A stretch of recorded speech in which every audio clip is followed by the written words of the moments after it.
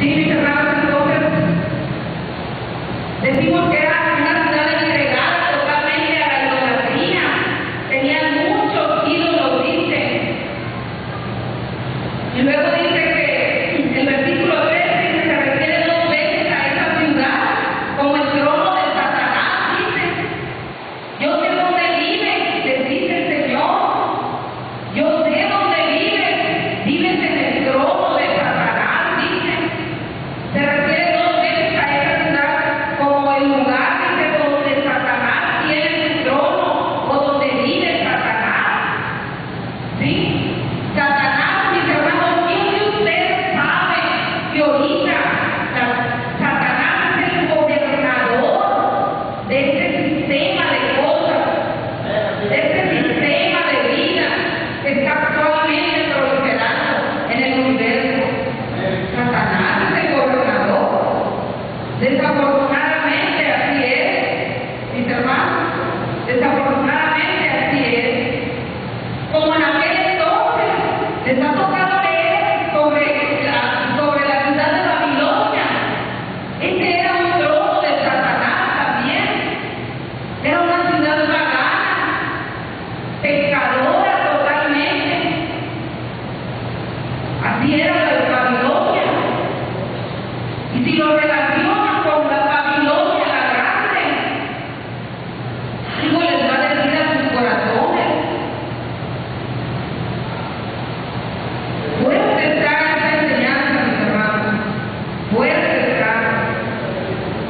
Y dice que Satanás tiene un reino. Dice, desde tiempos antiguos se consideró que Babilonia es la capital de ese reino. La idolatría se abrió paso en Babilonia a través de un personaje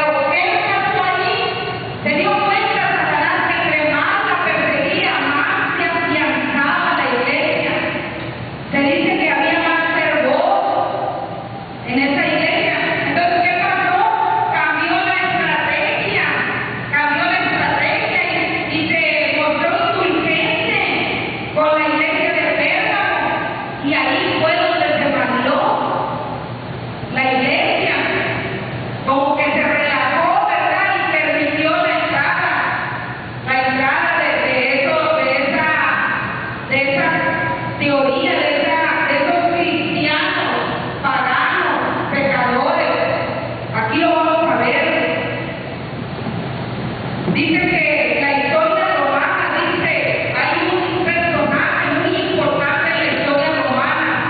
Después se acuerdan del emperador que Diocleciano o algo así, que fue uno de los emperadores romanos, que fue el que más persiguió a los cristianos. ¿Sí? Después de él vino el emperador Constantino. Es un personaje muy importante en la historia romana. Y es un personaje muy importante aquí en la Biblia y en el Apocalipsis. ¿Sí? Yo he estudiado mucho a este emperador. En el año 312, 313, él firmó un acuerdo que se llama el Decreto de Milán. Cuando él firmó ese acuerdo del Decreto de Milán, fue cuando los cristianos dejaron de ser perseguidos. Sí, por medio de ese emperador romano Constantino.